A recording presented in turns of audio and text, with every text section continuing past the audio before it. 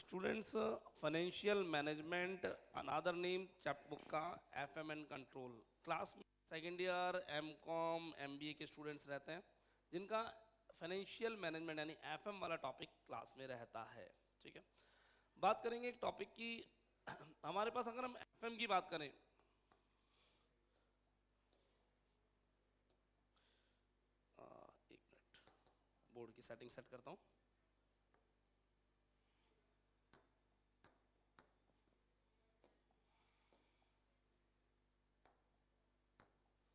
Yes, FM financial management हमारे पास BCom second year में, पहले हल्का बीकॉम सेकेंड ईयर की बात समझते हैं।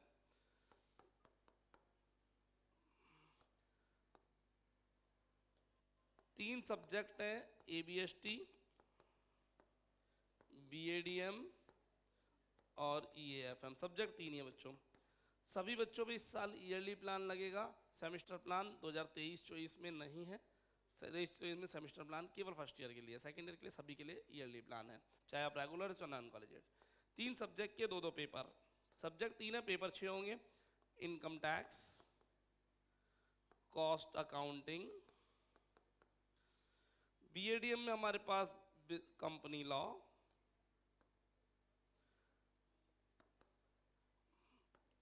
और सेकंड पेपर हमारे पास मैनेजमेंट। ईएफएम में हमारे पास इकोनॉमिक एनवायरनमेंट इन राजस्थान और एलिमेंट्स ऑफ फाइनेंशियल मैनेजमेंट, इसको हम एफएम बोलते हैं शॉर्ट में। ये सब्जेक्ट्स, इन सब्जेक्ट का सिलेबस क्या है, कौन से क्लास में कौन से सिलेबस में कौन से टॉपिक कौन से यूनिट में है, क्या इंपॉर्टेंट है क्या नहीं, उसकी पूरी डिटेल के लिए आप मेरे फ़ोन नंबर 9983912345 पर स्टार रेटिंग लिख करके व्हाट्सएप करें, आपके पास सारी अपडेट्स आ जाएंगी। Theoretical subject company law, management, economic environment, इन तीनों के गैस पेपर्स अगले कुछ दिनों में आने वाले हैं, लॉन्च होंगे मेरे व्हाट्सएप स्टेटस पे और सोशल मीडिया पर आपको दिख जाएंगे, है ना। बात करते हैं आज की क्लास एफएम की ज़्यादा डिटेल में। बच्चों, वैसे जब टॉपिक अनाउंस किया था तब तो अनाउंस किया था कि हम एफएम में आज इंट्रोडक्शन पढ़ाएंगे, बट इंट्रोडक्शन इस साल में कई बार पढ़ा दिया, बाद में पढ़ा देंगे बहुत बार, टॉपिक चेंज कर रहे हैं। मेरे यहाँ पे सिस्टम चलता है कि हम हर नए वीक में कुछ नया पढ़ाने की शुरुआत करते हैं। तो अभी ये वीक छोटा है क्योंकि हम आज डे बच्चों वेडनेसडे है हमारे पास, है ना।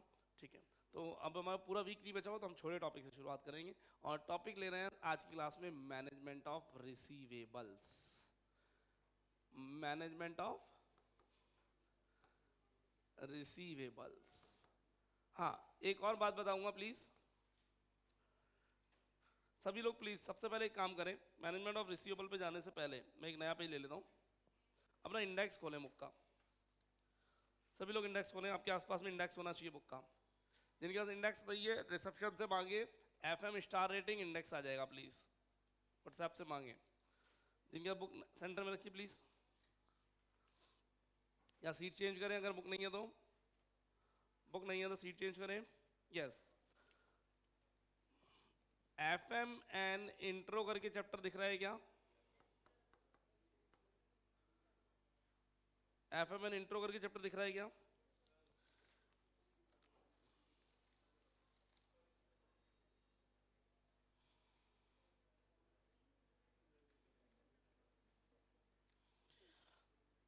चैप्टर फर्स्ट यूनिट में है, थ्योरी है और 5 स्टार रेटिंग है। 100% एग्जाम में क्वेश्चन आएगा। फर्स्ट यूनिट थ्योरी 5 स्टार, लिख लीजिए, नोट करें, नोट करें। जिनके पास बुक नहीं है नोट करें प्लीज। हाँ, चैप्टर का सीरियल नंबर मैं नहीं बताऊंगा, हिंदी मीडियम इंग्लिश मीडियम नई पुरानी बुक में सीरियल नंबर चेंज होता है, इसलिए नाम से बात कर रहे हैं, है ना। एक चैप्टर दिख रहा है मेरे को, financial statements. Financial statements first unit में है, नॉट इंपॉर्टेंट करके चैप्टर को ही छोड़ सकते हैं, आप छोड़ सकते हैं पूरे चैप्टर को, कोई इशू नहीं है। Techniques of financial statement analysis, techniques of financial statement analysis, first unit में प्रैक्टिकल चैप्टर है डबल स्टार रेटिंग के लिए। डबल स्टार, जितने ज्यादा स्टार उतना ज्यादा इंपॉर्टेंट। ये सब फर्स्ट यूनिट के चैप्टर थे। Second unit, the hardest unit of the book, पूरी बुक की सबसे हार्डेस्ट यूनिट बच्चों को लगती है। चैप्टर रेशो, फंड फ्लो और कैश फ्लो देखने को मिलेंगे। तीनों चैप्टर प्रैक्टिकल है।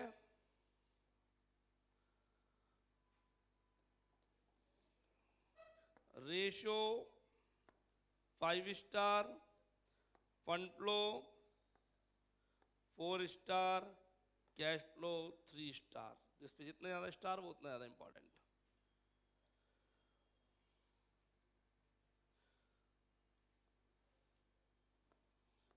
यूनिट प्रैक्टिकल और थ्योरेटिकली दोनों इंपॉर्टेंट है, क्योंकि तीनों का एक एक थ्योरी क्वेश्चन भी बनता है। तो एग्जाम में सुनो, इस यूनिट से एक प्रैक्टिकल एक थ्योरी आएगा। प्रैक्टिकल कहीं से भी आ सकता है, रेशो के प्रैक्टिकल आने के चांस सबसे ज़्यादा है, उससे कम फंड फ्लो के और सबसे कम कैश फ्लो के। हम तीनों पढ़ करके जाएंगे और तीनों की थ्योरी भी आती है। एक का मतलब किसी एक का प्रैक्टिकल आएगा और किसी एक की थ्योरी आएगी। कोई यहाँ पे फिक्स नहीं है क्या आने वाला है, कुछ भी आ सकता है। लेकिन हाँ, क्या थ्योरी में ऐसे नहीं है कि आपको 6 क्वेश्चन याद करने पड़ेंगे, 8 क्वेश्चन, एक क्वेश्चन इसका, एक इसका, एक इसका, वही तीनों फिक्स क्वेश्चन है। 3 क्वेश्चन याद कर लो, काम खत्म। But we will go for the practicals because practical में मार्क्स स्कोर होते हैं। Unit number 3,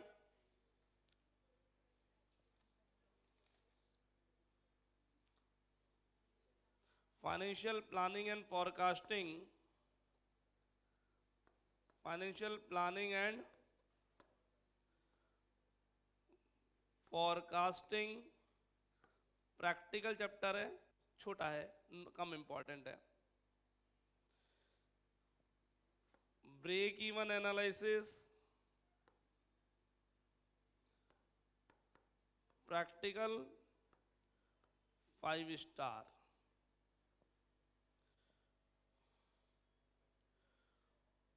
sources of finance, sources of finance theoretical double star. Sources of finance theoretical double star. Discussion नहीं please. Fourth one, unit number 4, management of working capital, management of cash और management of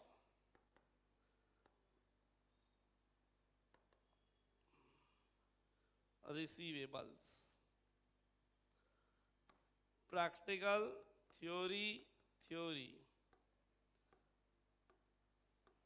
5 star, single star, single star.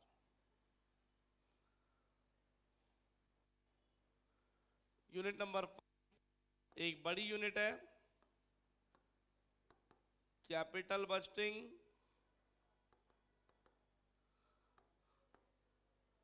Management of inventory,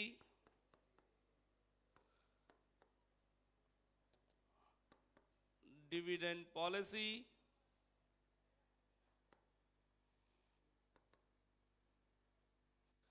और एक chapter और है हमें,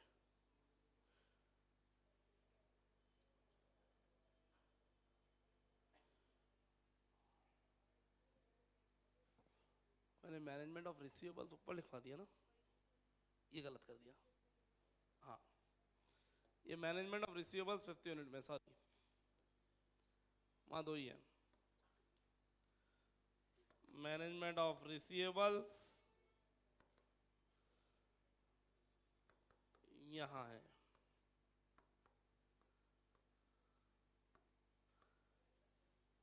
practical, practical, practical theory 5 star, 4 star, 2 star और single star. जितने ज्यादा star उतना ज्यादा इंपॉर्टेंट। बात कर रहे हैं एफएम की, सेकंड ईयर। हाँ, इंग्लिश मीडियम बुक में एक चैप्टर है नीचे नीचे कॉस्ट ऑफ कैपिटल करके, सर्च करो है क्या, काट दीजिए।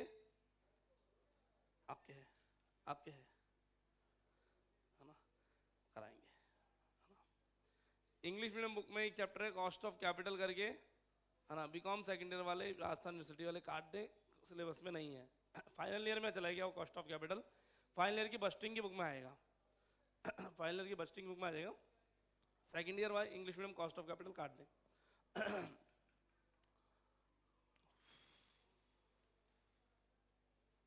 यहाँ पे दो चैप्टर ऐसे हैं जो कॉस्टिंग की बुक में भी है और एफएम की बुक में भी। कॉस्टिंग हमारी सिलेबस में, तो यहाँ पढ़ो या वहाँ पढ़ो, डबल बेनिफिट मिलता है। कौन कौन से, मैनेजमेंट ऑफ इन्वेंट्री और ब्रेक इवन एनालिसिस, ये दो चैप्टर कॉस्टिंग की बुक में भी है।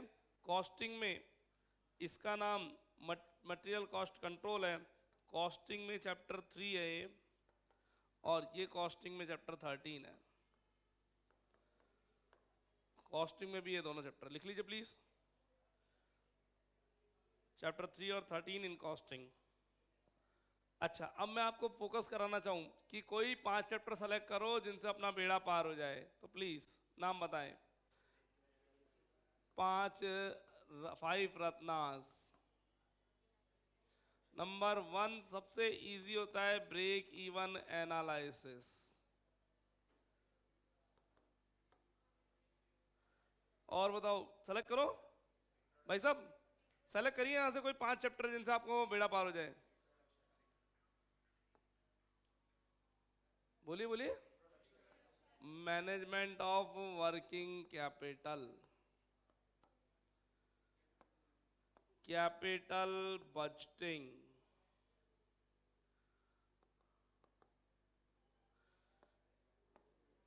Ratio, intro. लेकिन ये तो 5 चैप्टर हुए। अगर मैं मैनेजमेंट ऑफ इन्वेंट्री को बात करूं तो उसे मैं दरकिनार नहीं कर सकता। फंड फ्लो स्टेटमेंट बोलूं तो उसे भी मैं दरकिनार नहीं कर सकता, करने पड़ेंगे साहब। करने पड़ेंगे वरना चोट हो जाएगी। अदरवाइज आप फंड फ्लो नहीं करते हो तो रेशियो में थ्योरी और प्रैक्टिकल दोनों करेंगे एक ही चैप्टर का। पर अभी थ्योरी पे दिमाग नहीं लगाना, थ्योरी पे सारी बात हम सकरात बात करेंगे, सकरात से पहले कुछ नहीं करना। 15 जनवरी के बाद थ्योरी की, इन प्रैक्टिकल की थ्योरी की बात करेंगे 15 जनवरी के बाद। करें कंटिन्यू। सो मेरे पास बात हो रही है मैनेजमेंट ऑफ रिसीवेबल्स की। एक काम करते हैं, मैनेजमेंट ऑफ रिसीवेबल्स भी छोड़ते हैं, फाइनेंशियल प्लानिंग एंड फॉरकास्टिंग लेते हैं चैप्टर। हाँ, या रिसीवेबल ले लें, रिसीवेबल लो, ज़्यादा बढ़िया है। कुछ कैलकुलेशन लगानी पड़ती है मेरे को। Management of receivables. रिसीवेबल क्या, कौन लोग होते हैं? रिसीवेबल्स का दूसरा मीनिंग लिख सकते हैं आपके, ट्रेड रिसीवेबल्स, जिन्हें आप अपनी लैंग्वेज में डेटर्स बोलते हो। डेटर कौन होते हैं, प्रैक्टिकली समझने की कोशिश करें। कौन होता है डेटर बिजनेस में?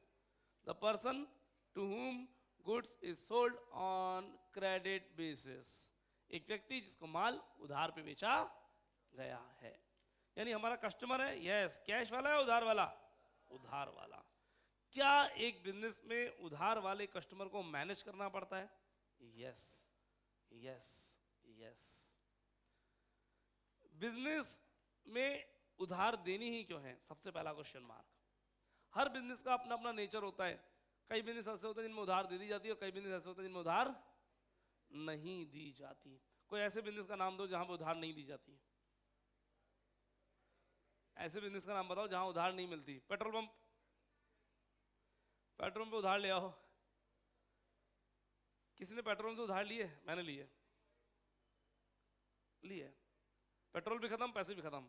यूपीआई उस टाइम चलते नहीं थे, ऑनलाइन पेमेंट का सिस्टम जमाना नहीं था। आजकल तो पेट्रोल पंप पे पैसे नहीं है तो कोई बात नहीं भैया, किसी और से डलवा दो, पर यूपीआई उस टाइम नहीं चलते थे। तब कैसे करते थे? बहुत सिंपल भैया, 50 रुपए का डाल दो ताकि घर तक पहुंच जाऊं, 50 रुपीज़ का, और 100 का डाल दो, नहीं तो कार है तो भी 100 150 के काम चल जाएगा, घर तो पहुंच जाएंगे एक बार तो। और उसके बदले में मेरा लाइसेंस रख लो ओरिजिनल, मैं आज शाम तक आकर के पैसे दे जाऊंगा और लाइसेंस ले जाऊंगा। थोड़ी सी रिक्वेस्ट करने पे पेट्रोल पंप वाले मान जाते थे, क्योंकि ओरिजिनल लाइसेंस दिया यार। ओरिजिनल लाइसेंस की कीमत 1000 रुपये तो है, हाँ मिनिमम 1000 रुपये तो है। तो 1000 रुपये के लिए मैं अपने 50 60 100 रुपये के लिए 1000 रुपये का नुकसान नहीं करूंगा ना, ठीक है। छोड़िए वो तो बातें ऐसी नॉलेज के लिए बोला। कुछ दुकानें ऐसी होती हैं, रेस्टोरेंट्स हैं, अगर हम उधार में लेकर के आ गए तो हमारे पैसे देने का कोई मन नहीं करेगा। तो जितने भी ऐसे दुकानदार हैं जहां पर उधार देने के बाद पैसा डूब जाता है, वो उधार देते ही नहीं है, वो बल्कि प्रीपेड सिस्टम रखते हैं कोचिंग इंस्टीट्यूट की तरह। वो तेरी यस है ना। अब आपको ये सोचना है आपको डेटर्स का मैनेजमेंट करना है या नहीं करना। बहुत सिंपल सी बात है, आप पेमेंट पूरा पहले एडवांस में रख लो, डेटर मैनेजमेंट का कोई सिस्टम ही नहीं रहेगा, काम वाले से पैसा मांगना ही नहीं पड़ेगा। लेकिन बिजनेस की सर्कमस्टांसेस, मार्केट की सिचुएशन ऐसी होती है कि आपको उधार देना पड़ता है। अभी मैं ही बात करूं, अगर मेरी सेकेंडरी की सारी क्लासेस की सीट्स फुल हो तो क्या मैं इंस्टॉलमेंट सिस्टम बनाऊंगा? नहीं, मैं स्ट्रेट फॉरवर्ड मना कर दूंगा कि इंस्टॉलमेंट सिस्टम नहीं है, पूरा पैसा एडवांस में दो। और इंस्टॉलमेंट सिस्टम अगर नहीं बनाया तो कितना सिंपल सिस्टम है, पूरी फीस आई, आपको एक कार्ड बना के दिया, बात खत्म। अब आपका डेटा मैनेजमेंट मुझे रखने की कोई नीड है ही नहीं, आपकी कोई स्लिप मेंटेन नहीं होगी, कोई बही खाते मेंटेन नहीं होंगे, कोई उधार की रिकवरी के लिए आपको कॉल नहीं जाएगा, सारा काम खत्म होगा नहीं होगा। और अगर मैंने इंस्टॉलमेंट सिस्टम या पेमेंट सिस्टम बात का रखा हुआ है तो उस केस में आपको रिमाइंडर्स भेजे जाएंगे, याद रखा जाएगा कितना ड्यू है, रसीदें काटी जाएंगी और आपसे उगाई यानी रिकवरी करी जाएगी। उधार देते वक्त सोचना पड़ेगा दे या ना दे, देना पड़ेगा, सोचना पड़ेगा नहीं सोचना पड़ेगा। लेकिन अगर डेटर मैनेजमेंट है ही नहीं तो भैया पैसा दो, माल लो, काम खत्म। हमें कस्टमर की क्रेडिट वर्दीनेस से कोई मतलब। क्रेडिट वर्दीनेस एक वर्ड यूज लिया, क्या होती है क्रेडिट वर्दीनेस? उधार देने की औकात या लेने की औकात, वर्ड यूज ले रहा हूं, औकात वैल्यू। देने की भी एक वैल्यू होती है, लिमिट होती है, और लेने की भी एक लिमिट होती है। मैं कितनी उधार दे सकता हूं? मान लीजिएगा, सारा समझना, आप तीनों मेरे क्रेडिट वाले कस्टमर हैं और ये दो मेरे कैश वाले कस्टमर हैं। मेरी दुकान में जितना माल पड़ा था आप तीनों लेने आए, पूरा माल ले गए। उसके बाद ये आते हैं, पैसे पकड़ो माल दे दो, माल तो है ही नहीं। मैं बेवकूफ हो गया यहाँ पे, मैंने उधार वालों को माल दे दिया और कैश वाले कस्टमर को मुझे लौटाना पड़ रहा है। सर लौटाना क्यों पड़ रहा है? और लाके दे दो ना। अरे मेरी उधार देने की लिमिट खत्म हो चुकी है, मैं अब माल लेने की भी लिमिट खत्म हो चुकी है। जिस दिन ये पैसा देंगे तब मैं मार्केट से माल लाऊंगा, तब इनको बेच पाऊंगा। तो मेरे को उधार देने की लिमिट है, इससे ज़्यादा उधार नहीं देना। बाकी कैश वालों के लिए भी तो रखना है, रखना पड़ेगा नहीं रखना पड़ेगा। तो इसके ऊपर पूरा मैनेजमेंट सिस्टम है। कुछ नहीं, चैप्टर प्रैक्टिकल नाम का है, इस चैप्टर में प्रैक्टिकल नहीं है, थ्योरेटिकल है, पकाऊ है, बोरिंग है, लेट पढ़ाता हूँ और लेट आ चुका है, हम लेट हो चुके हैं, आप पढ़ लेना चाहिए। आइए शुरुआत करते हैं, चैप्टर खोलिएगा मैनेजमेंट ऑफ रिसीवेबल्स। बुक में खोलने प्लीज। मेरे हाथ में हिंदी मीडियम बुक है, चैप्टर नंबर 9 है, इंग्लिश मीडियम में चैप्टर नंबर 10।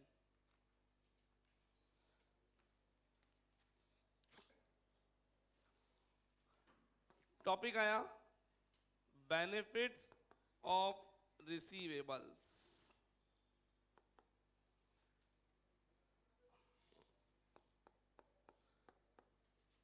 अपनी कॉपी में नोट्स बनाते चले जाएंगे हल्के हल्के से ना। उधार देने से क्या फायदे होते हैं, जल्दी बताओ। उधार देने से क्या फायदे होंगे?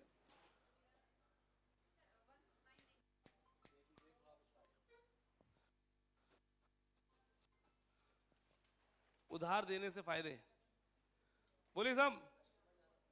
उधार देने के फायदे, कस्टमर ज्यादा होंगे, और कस्टमर ज्यादा होंगे तो सेल्स ज्यादा होगी, सेल्स ज्यादा होगी तो प्रॉफिट ज्यादा होगा।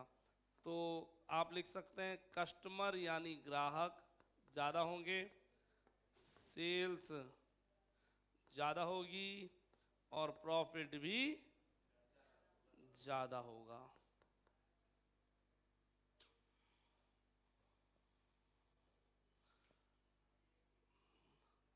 कस्टमर ज़्यादा होंगे, सेल्स ज़्यादा होगी और प्रॉफिट भी ज़्यादा होगा। लिख लीजिए प्लीज़। उधार देने से आप कंपटीशन में आ जाएंगे। किसकी? और मार्केट की। कंपटीशन का मजा आएगा करने, माल बेचने का। एक मिनट जरा समझना। अगर मैं उधार नहीं दूंगा तो मेरी दुकान ऐसी जिस पे केवल कैश में माल मिलता है, बाकी सारा मार्केट कैश और क्रेडिट दोनों पे दे रहा है, तो मैं कंपटीशन से बाहर हूँ। मैं उन लोगों से कंपटीशन फिर नहीं कर रहा, क्योंकि मेरी दुकान पे वही कस्टमर आएगा जिसको कैश में माल लेना है, बाकी तो आएंगे नहीं। मुझे कंपटीशन अगर उनसे करना है तो मुझे भी किस में बेचना पड़ेगा? क्रेडिट पे बेचना पड़ेगा। तो लास्ट फोर्थ पॉइंट अपनी बुक में पढ़े प्लीज। थर्ड पॉइंट इंग्लिश में क्या लिखा हुआ है, पढ़ के बताओ। क्या? Capability to face competition. Capability to face competition. आप कंपटीशन को फेस करने की कैपेबिलिटी रखते हैं। समझाने की कोई जरूरत इसके अंदर है नहीं किसी भी पॉइंट को। अगर मैं उधार दूंगा तो मेरी कस्टमर बढ़ेंगे, सेल्स बढ़ेगी, प्रॉफिट बढ़ेगा और कैपेबिलिटी टू फेस कंपटीशन में मैं आ जाऊंगा। उधार देने से कोई खर्चे होते हैं क्या? उधार दूं तो कुछ एक्स्ट्रा कॉस्ट लगने वाली है क्या? सोचो सोचो। यस, क्यों नहीं लगेगी यार उधार देने की कॉस्ट। अगर उधार दे रहा हूं तो आपका हिसाब किताब मेंटेन करना पड़ेगा, वही खाते रखने पड़ेंगे। उधार नहीं दे रहे तो वही खाते रखने की जरूरत। उधार देंगे तो बैड डेप्ट का नुकसान होने की चांसेस है, उधार नहीं दोगे तो बैड डेप्ट का नुकसान होने की चांसेस है ही नहीं। एक एग्जांपल देता हूँ। आप में तो बहुत सारे लोगों का सपना है जिम खोलना। जिम और रेस्टोरेंट में आप बहुत ज़्यादा इंटरेस्टेड रहते हैं, क्योंकि ये दो बिजनेस आपने सबसे ज़्यादा देखे होते हैं, है ना। जिम में अगर जिम वाले पूरी फीस एक साथ ले लेते हैं तो उनके बैड डेप्ट रेशियो बहुत बच जाता है, बहुत बचा है। 70% 80% बैड डेप्ट रेशियो होता है, क्योंकि जिम शुरू शुरू में शौक होता है, 3 दिन जाने के बाद सबका भूत उतर जाता है। अगर जिम वालों ने शुरू के 3 दिन में फीस ले ली, 4 दिन में फीस ले ली तो ठीक है ना। और 4 दिन में आपने जो 90% लोग आपने ऐसे देखे होंगे, 80% लोग, 80% मोर देन 80% लोग ऐसे देखे होंगे जो जिम की फीस जमा कराने के जाते नहीं है जिम। हाँ, बहाने 100 होते हैं, क्योंकि डेडिकेशन ज़्यादा चाहिए जिम के लिए। हाँ, और जो डेडिकेशन रखते हैं वो फिर अलग ही वर्कआउट्स करते हैं, वो डिफरेंट पर्सन होते हैं। तो जिम वाले अगर मान लीजिए पूरी फीस एक साथ ले लें तो जिम वालों का फायदा है और कस्टमर का नुकसान है, और इंस्टॉलमेंट्स में लिया तो कस्टमर का फायदा है, जिम वालों का नुकसान है। तो जिम वाले रिसीवेबल्स मैनेजमेंट कम से कम करना चाहते हैं। जो जिम वालों में देखना वो क्या करते हैं, इंस्टॉलमेंट्स में दोगे तो फीस पड़ने की 20,000 रुपये और एक साथ दे दो 14,000 में दे दो, क्योंकि वो जानते हैं इंस्टॉलमेंट में आएगी तो 14 भी नहीं आएगी तो कमी आएगी, तो कम से कम 14-15 लेकर के मामला रफा दफा करो। हैवी डिस्काउंट देते हैं वो लोग लमसम पेमेंट पर। तो क्या उधार देने की एक्स्ट्रा कॉस्ट आती है? हाँ भाई, खाते रखने पड़ते हैं, बैड डेप्ट होता है, कस्टमर को आपको रिकॉल करवाना पड़ता है, आपकी इंस्टॉलमेंट ड्यू हो गई है, करवाना पड़ेगा नहीं करवाना पड़ेगा, है ना। कई कस्टमर बेकार होते हैं, गंदे होते हैं, तो उन्हें लेटर भेजने पड़ते हैं, मेल भेजनी पड़ती है, बंदा भेजना पड़ता है। कईयों को डिस्काउंट भी ऑफर करने पड़ते हैं, चलो 3,000 है 2,000 ही दे दो यार, तुम हिसाब रफा दफा करो, होगा होगा नहीं होगा। तो ऐसी बहुत सारी कॉस्ट आती है उधार देने की। उधार देने से पहले आपको बहुत सामने वाले को एनालिसिस करना पड़ता है, या ऐसे किसी को भी उधार दे दोगे? एनालिसिस, क्या एनालिसिस करोगे? उसकी कैपेबिलिटी, पेइंग कैपेबिलिटी है या नहीं है। क्या बैंक वाले आपको लोन देने से पहले आपकी क्रेडिट वर्दीनेस चेक करते हैं क्या? कैसे चेक करते हैं? एक वर्ड आया क्लास में, सैलरी स्लिप देखते हैं, एक वर्ड आया सिबिल स्कोर देखते हैं। ये 2 वर्ड मेरे कान में आए। और कुछ? ये कह रहे हैं कि प्रॉपर्टी देखते हैं, एब्सोल्युटली रॉन्ग। कोलेट्रल सिक्योरिटी बोला, सिक्योरिटी बोला, एब्सोल्युटली रॉन्ग। पेइंग कैपेबिलिटी में इनको नहीं देखा जाता। पेइंग कैपेबिलिटी में सैलरी स्लिप देखते हैं, ओके। पेइंग कैपेबिलिटी में सिबिल स्कोर देखते हैं, ओके। पेइंग कैपेबिलिटी में आईटीआर चेक करते हैं, ITR नहीं बोला आपने? ITR चेक करते नहीं, चेक करते इनकम टैक्स रिटर्न, वो चेक करते हैं बिल्कुल पिछले। और इनकम टैक्स रिटर्न 1 साल की, 2 साल की, 3 साल की? 3 साल की ITR मांगते हैं आपकी, पिछले 3 साल की ITR लाओ, है ना। आज से 2 साल, 3 साल, 5 साल, 7 साल बाद आपको लोन की जरूरत पड़ेगी। लोन लेना अच्छी बात है, बुरी बात है? बहुत अच्छी बात है बिजनेस के लिए लोन लेना, क्योंकि लोन लेते हो आप कितने परसेंट पर? 8%, 9%, 10%, 12% पर।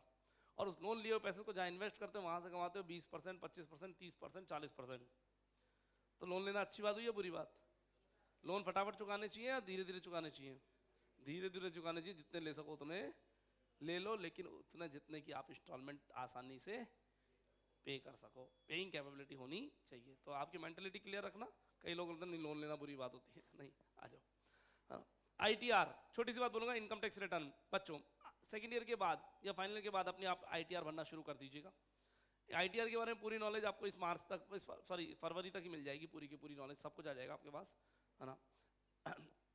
इनकम टैक्स रिटर्न फाइल करने का फायदा सर, भाई आप 6 लाख 7 लाख तक की इनकम टैक्स रिटर्न अगर फाइल करते हो, है ना, कि आप साल के 6 लाख रुपए कमाते हो, इसका मतलब टैक्स तो कुछ देना नहीं है।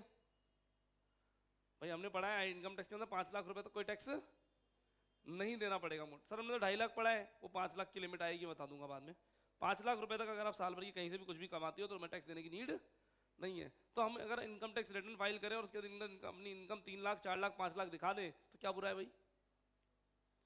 सर क्या लगेगा हमारा? आपको कुछ नहीं लगेगा। इनकम टैक्स रिटर्न फाइल करने वाला अगर किसी CA से अकाउंटेंट से फाइल कराते हो तो 500-700 रुपये चार्ज कर लेता है। आप खुद फाइल करना सीख जाओगे तो फिर वो 500-700 रुपये भी देने की जरूरत नहीं पड़ेगी, अपन खुद भी कर सकते हैं, किसी की जरूरत नहीं है ना। ठीक है, एक छोटी सी बात सर, हमें करनी चाहिए नहीं करनी चाहिए? करनी चाहिए, क्योंकि जिस दिन लोन लेना और जाओगे उस दिन वो कितने साल की ITR मांगेंगे? 3 साल की। कहाँ से लाओगे? 3 साल से भरते हुए तो आने चाहिए कंटिन्यू, यानी पुराना ट्रैक चेक करते हैं सामने वाला पिछले 3 साल से क्या कमा रहा है। सर कमा तो हम बहुत ज्यादा रहे हैं, दिखाते नहीं है, पेपर में दिखना चाहिए उनको। ITR पे जितना दिखेगा उतनी इनकम मानेंगे आप, चाहे कमाते कुछ भी, उससे कोई फर्क नहीं पड़ता। सैलरी स्लिप, ये भी आपकी इनकम शो करती है। सिबिल स्कोर, सिबिल स्कोर आपकी इनकम शो नहीं करता, आपकी पेइंग कैपेबिलिटी शो करता है, आप कितने ज्यादा लोन लेके चुकाने में अच्छे हैं।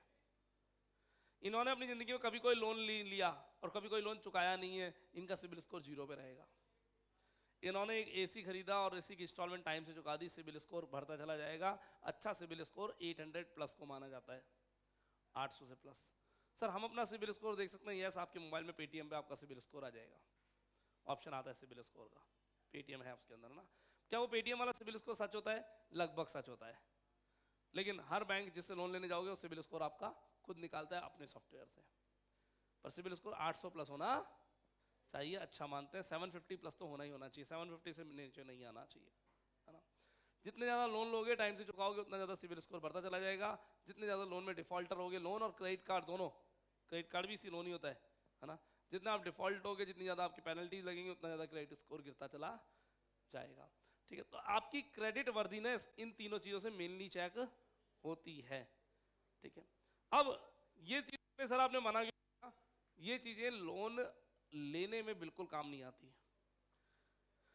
अगर आपके पास बैंक बैलेंस है, बंगला है, गाड़ी है और करोड़ों की फिक्स असेट्स है, लेकिन अगर आप कमाते नहीं हैं तो बैंक आपको लोन नहीं देगा।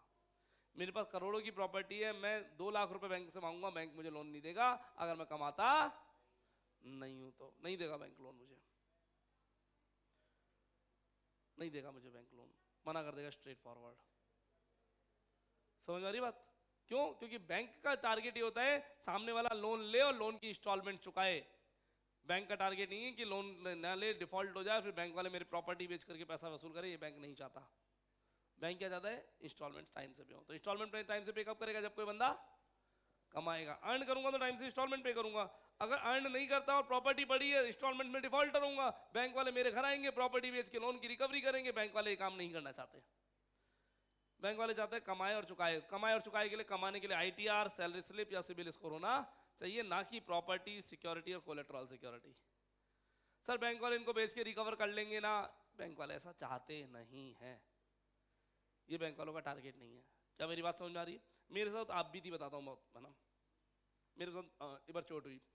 हम लोग मैक्सिमम काम एक टाइम पर 2 नंबर में किया करते थे, 2020 से पहले। 2 नंबर समझते हो, है ना। पैसा लिया, उसको अकाउंट्स में शो नहीं करते थे, टैक्स बचाने की कोशिश करते थे बहुत ज़्यादा, है ना। तो मेरी बैंकिंग जो थी ना, बैंकिंग मतलब बैंक में पैसे जमा कराना। वो पता है कैसे जमा होते थे? 15 दिन में एक बार 50,000 जमा हो गए, फिर 10 दिन बाद सीधे 1 लाख जमा हो गए, फिर 20 दिन बाद 1.5 लाख रुपए निकाल लिए। गैप आता था मेरी बैंकिंग में, 10 दिन तक कुछ नहीं हुआ, 15 दिन तक कुछ नहीं हुआ, 20 दिन तक कुछ नहीं हुआ, फिर एक साथ जमा होते थे, इकट्ठे करता था, है ना। मैं छोटा सा एक लोन लेने गया 2 लाख रुपए का। मैंने बुलेट खरीदी थी, तो बुलेट मेरी थी 2,30,000 की, तो 30,000 मैंने डाउन पेमेंट देंगे, 30-40,000 रुपीज़, और बाकी का 2 लाख का लोन लेते हैं। 1,90 का लोन लेने गया, बैंक वालों ने मुझे स्ट्रेट फॉरवर्ड बना कर दिया। बोले आपकी बैंकिंग नहीं है। मैंने बैंकिंग नहीं है, मैंने ITR देखो मेरी। बोले ITR नहीं, बैंकिंग भी चाहिए। मैंने बैंकिंग मतलब? बोले बैंक में ट्रांजैक्शन दिखने चाहिए, आप कमाते हो तो बैंक में पैसे भी तो आते होंगे। आप कह रहे हो बिजनेस, अगर जॉब करते हो तो हर महीने की 1 तारीख को, 2 तारीख को, 10 तारीख को सैलरी आनी चाहिए, वो दिखनी चाहिए। अगर आप जॉब बिजनेस करते हो तो रोज पैसे आते होंगे, वो आपके बैंक अकाउंट में दिखने चाहिए। ये क्या है, 10 दिन में एक ग्राहक आ रहा है, 15 दिन में एक ग्राहक आ रहा है, ऐसा हो रहेगा आपके अकाउंट बिजनेस में? यानी आप बिजनेस नहीं करते हो। मैं करता हूं, देख लो, चल रहा है बिजनेस। पेपर में हम आपकी बैंक की पासबुक क्या बोलती है उससे मैटर करता है। यानी क्या इंपॉर्टेंट हुआ? ITR, salary slip, CIBIL score और बैंकिंग। बैंकिंग मतलब आपकी पिछले 6 महीने की बैंक की पासबुक की फोटोकॉपी मंगाते हो आपसे कि कितने ट्रांजैक्शन आपने किए हैं। सुना होगा आपने, ऐसा सुना है क्या? जिस दिन लोन लेने जाएंगे आपसे 4 चीजें सबसे पहले मांगी जाएंगी, और एक पैन कार्ड तो मांगते, पैन आधार तो बेसिक है। टॉपिक पर आएंगे। वापस डिस्कशन करें, इतने सारा कुछ सिखाया यहाँ पर, है ना। टॉपिक का नाम है कॉस्ट एसोसिएट। अपनी बुक में देखिए प्लीज, बुक से नोट करेंगे। Cost associate with receivables heading डालेंगे, cost associate with receivables heading डालेंगे। और पहली कॉस्ट है हमारे पास कैरिंग कॉस्ट, रखने की लागत। कैरिंग कॉस्ट, रखने की लागत। 4 जने शोर मचा रहे हो इतना ज्यादा। कैरिंग कॉस्ट, रखने की लागत। क्या डेटर्स को कैरी करने की भी कोई कॉस्ट होती है? यस, कैरी करने की भी कॉस्ट होती है। जरा पैराग्राफ पढ़िए प्लीज जल्दी से बुक में।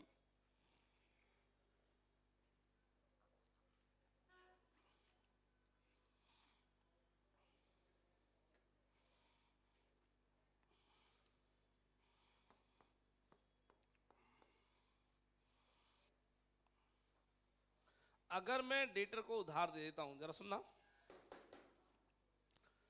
मेरी दुकान भरी हुई थी, 4 लाख रुपए का माल था, तीनों आए और मेरी दुकान का 4 लाख का माल ले गए। जाने कब ये मेरे को पैसे देंगे? जब मेरे को पैसे देंगे तब मेरा बिजनेस का रोटेशन घूमेगा। इसी बीच बहुत सारे कस्टमर आएंगे जिन्हें मुझे मना करना पड़ेगा। क्यों? क्योंकि आपने बनिए को ये बहुत बार बोलते सुना होगा, सारा पैसा बाजार में अटका हुआ है, रोटेशन चल ही नहीं रहा। ये अटकाया किन्होंने? इन तीनों ने।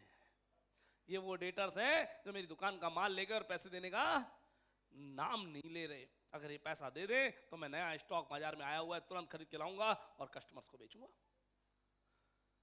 अब मेरे सामने सिचुएशन क्या आ गई? मार्केट में माल नया आया है, कस्टमर बैठा है, बाइंग आ रही है, कॉल्स आ रही है, स्टॉक नहीं है, ये तीनों पैसा नहीं दे रहे। मैं मार्केट से उधार में पैसा लेकर के आऊंगा, और उधार में पैसा लाएंगे तो उसकी कोई ना कोई कॉस्ट होगी, है ना। मैं इन तीनों के आगे हाथ जोड़ लिया, पैसे दे दो, डिस्काउंट ऑफर कर दिया, पर ये नहीं दे रहे। ये दे दे तो मैं दिल्ली जाके तुरंत माल ले आऊं, नहीं दे रहे। अब मुझे मार्केट से पैसा ब्याज पे उठाना पड़ेगा माल लाने के लिए। ये एक्स्ट्रा कॉस्ट मेरी लग रही है, किन के कारण? इन डेटर्स के कारण। मेरा फ्लो रुक गया बिजनेस का, तो मैं अपने प्रॉफिट को छोड़ दूंगा क्या इनके कारण? नहीं, मैं पैसा कहीं और से लाऊंगा, माल ला करके माल बेचूंगा, और फिर मैं तो अपना प्रॉफिट कमाऊंगा। क्या मेरी बात समझ में आ रही? क्या पढ़िए, ऐसा ही कुछ लिखा है 3 लाइन 4 लाइन के अंदर।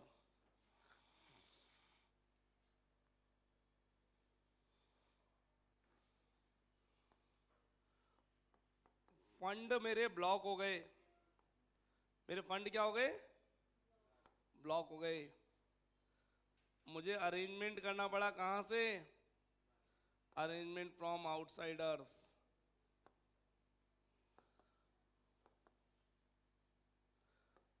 एक्स्ट्रा कॉस्ट बियर करनी पड़ेगी। ये 3 वर्ड्स लिख लीजिए प्लीज।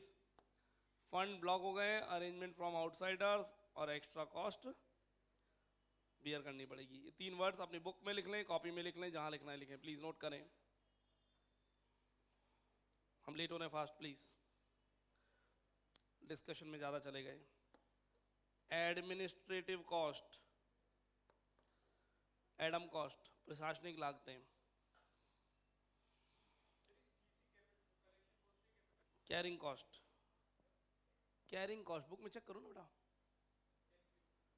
ना हेडिंग पढ़ो, हेडिंग। अभी बुक कौन सी? अच्छा राइटर चेंज है, कोई बात नहीं। आरबीडी भी नहीं चाहिए, 2019 भी नहीं चाहिए हमको, करीमा पब्लिकेशन चाहिए और नहीं चाहिए, क्योंकि कैश फ्लो के चैप्टर में चेंजेस आ चुके हैं इस साल, अपडेट हो चुका है। Yes, administration cost. एक डेटर को उधार देने के बदले मेरे को अपने यहाँ बहुत सारे मैनेजमेंट में चेंजेस करने पड़ते हैं, रजिस्टर मेंटेन करने पड़ते हैं, बही खाते मेंटेन पड़ते हैं, कस्टमर को कॉल करनी पड़ती है। देखना यही कुछ लिखाएगा, पढ़िए प्लीज। एक बंदा अलग से रखना पड़ेगा उधार की वसूली के लिए, उसको तनख्वाह देनी पड़ेगी क्या? लिखा है क्या? देखो पढ़ो ऐसा।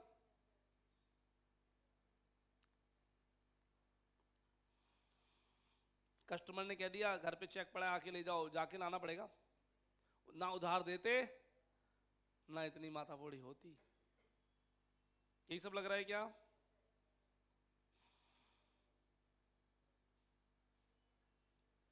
डन। एडमिनिस्ट्रेटिव के अंदर आपकी सारी कॉस्ट आ जाएगी, जो जो आप उधार देने की कॉस्ट है। तो क्रेडिट देने की कॉस्ट, अब उसके बदले में आपको जो जो मैनेजमेंट में सब कुछ चेंजेस करने पड़ते हैं वो सब कुछ। Third one, delinquency cost. Delinquency बोले तो उपचार लागतें। मुन्ना भाई रखा हमने एक, वसूली भाई, वसूली भाई, वसूली भाई रखा, उस वसूली भाई के चार्जेस लगेंगे क्या? लेंगे। पढ़ो ऐसे कुछ लिखा है क्या? वसूली भाई लिखा है क्या?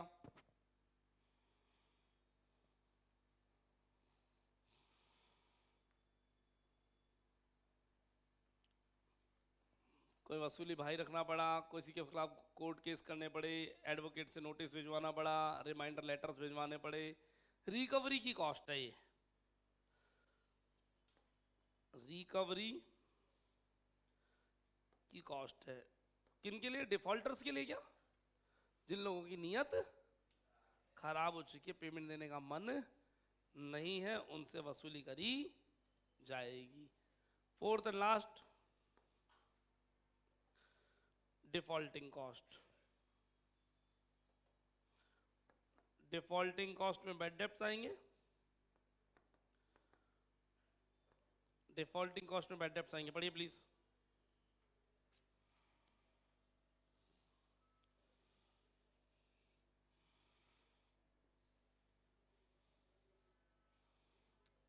डिफॉल्टिंग कॉस्ट में क्या आएंगे? बैड डेब्ट्स आएंगे क्या? लिख लो, फटाफट लिखिए प्लीज।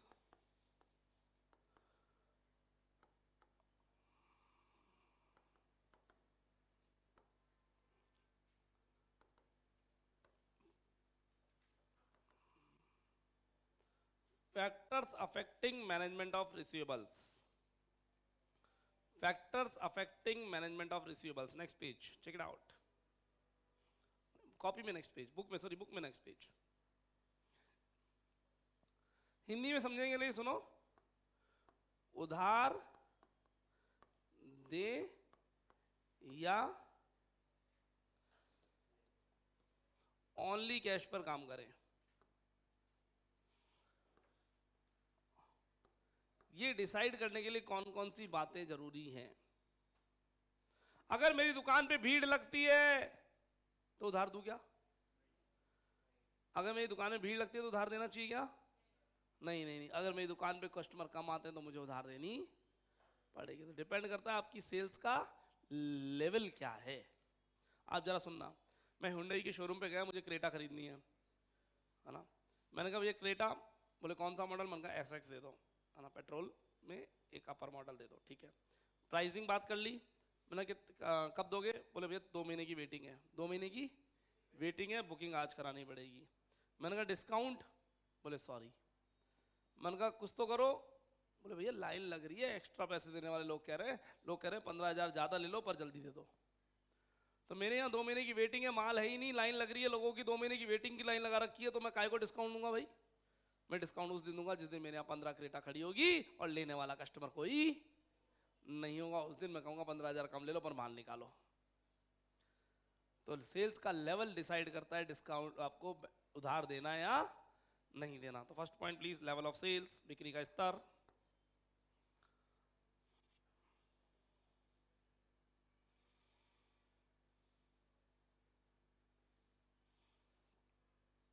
सेकंड, बिजनेस का नेचर और सिचुएशन। नेचर और सिचुएशन, बिजनेस किस नेचर का है? मैंने अभी थोड़ी देर पहले बोला था रेस्टोरेंट वाले उधार नहीं दे सकते, पेट्रोल पंप वाले उधार नहीं दे सकते। क्यों? बिजनेस का नेचर ऐसा है। कोचिंग इंस्टीट्यूट उधार नहीं दे सकता, इंस्टॉलमेंट रख सकता है लेकिन प्रीपेड ही रखेगा, पेमेंट नहीं होगा तो आगे नहीं पढ़ाया जाएगा। क्योंकि जानते हैं पढ़ने के बाद, खाने के बाद, पेट्रोल को डलवाने के बाद कस्टमर का पैसे देने का मन नहीं करता है, पूरा बेड डेप्ट होता है वहां पे। तो हमारे बिजनेस का नेचर ऐसा है कि आपको उधार देना अलाउ नहीं है, उधार आप नहीं दे सकते। सर्विस इंडस्ट्री उधार कैसे देगी बेचारी, है ना? तो second point, nature and condition of the business आपने लिखा। थर्ड पॉइंट, हमारी साख नीति, हमारी क्रेडिट पॉलिसी कैसी है? क्रेडिट पॉलिसी 3 टाइप की होती है बच्चों, इन्होंने 2 टाइप की लिखी है, लिबरल और रिजिड। क्रेडिट पॉलिसी लिबरल, इसके अंदर लिख लो उदार, देखो बुक में है क्या, और रिजिड। रिजिड, कस्टमर ने उधार मांगी, नहीं भैया कैश का काम है, लेना है तो ले वरना वो रास्ता पड़ा। लैंग्वेज यही बोलो, कस्टमर को रास्ता पड़ा,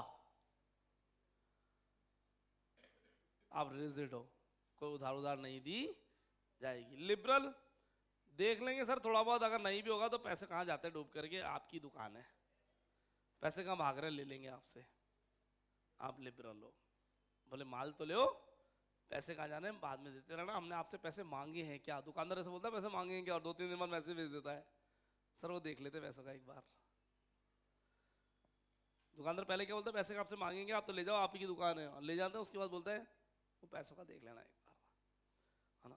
लेकिन वो लिबरल है, थोड़ी बहुत उधार दे सकता है। रिजिड, कोई उधार नहीं दी जाएगी। आपकी क्रेडिट पॉलिसी कैसी, आप कितने स्ट्रिक्ट हैं उसके अंदर। आपने कई दुकानें देखी होंगी, दुकान के बाहर लिखा होता है फिक्स रेट, एक दाम की दुकान, और वो लिटरली रियली में 1 रुपया कम नहीं करते, रियली में वो 1 रुपया कम नहीं करते, है ना? क्यों? क्योंकि उनकी दुकान में भीड़ लगती है और उसी का प्राइस भी मिलता है, और फिर वो रेट भी थोड़ी लो ही रखते हैं। लेकिन जहाँ लीनियंसी रहती है डिस्काउंट की, वहाँ प्राइसेस हाइक पे रहती हैं और डिस्काउंट ऑफर चलते रहते हैं। तो आपकी क्रेडिट पॉलिसी कैसी है, इस पर डिपेंड करता है उधार देना है या नहीं देना। सीधे तो नहीं देना, लिबरल है तो देना है।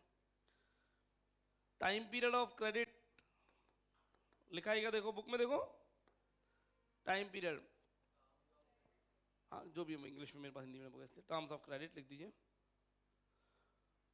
उधार कितने दिन की? कुछ दुकानदार उधार देते हैं 3 दिन की, सुना ऐसा? 3 दिन की, 5 दिन की, 7 दिन की उधार। होलसेल वाले, सिटी वाले जो गुड्स को एक साथ स्टॉक में देते हैं, वो वाकई में ऐसे उधार देते हैं, थर्सडे आज उधार लेके जाओ, थर्सडे को सबको पेमेंट करना पड़ेगा।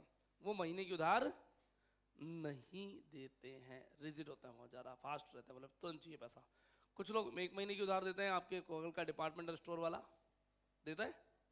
कुछ लोग 3 महीने की उधार देते हैं, वो कपड़े की दुकान वाला 2 महीने 3 महीने तक पैसे नहीं मांगता। लेकिन 3 महीने से ऊपर लिमिट होना बहुत कम लोगों की होती है, क्योंकि उनका रोटेशन रुक जाता है। कई लोग साल भर की उधार भी देते हैं, और या देते हैं या ले लेते हैं लोग, है ना? डिपेंड करता है आपके बिजनेस का नेचर कैसा है ना? आप टाइम पीरियड की तरफ। 5th point,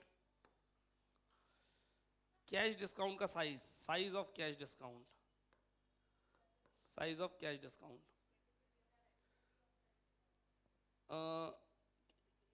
capacity of credit department 6 point है मेरे पास। कैपेसिटी ऑफ क्रेडिट डिपार्टमेंट, तो फिर साइज ऑफ कैश डिस्काउंट अलग से जोड़ लो, size of cash discount English medium वाले एक्स्ट्रा जोड़ लेंगे। आप कैश डिस्काउंट कितना दे सकते हो? उधार देने पे डिपेंड करता है। मैं डिस्काउंट देने की अगर मेरी हिम्मत है, सामने वाले को कह सकता हूँ भैया मार्जिन होगा तभी तो डिस्काउंट होगा। किसी प्रोडक्ट में 90 वाला 100 में बेचा है तो उस पर मैं 15 रुपए का डिस्काउंट दे पाऊंगा क्या?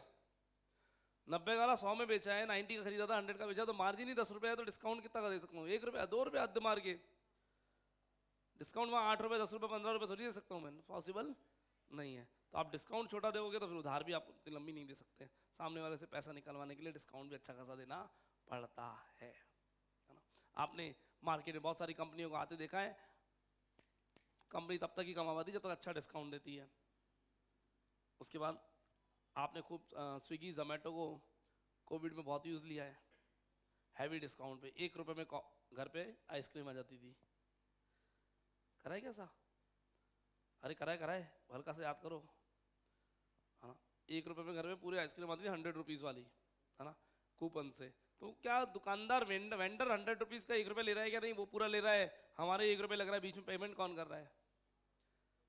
कंपनी पेमेंट कर रही है, जो करोड़ों रुपए लेकर के आई है कस्टमर के मुंह पे टेस्ट लगाने के लिए, जोमेटो स्विगी का।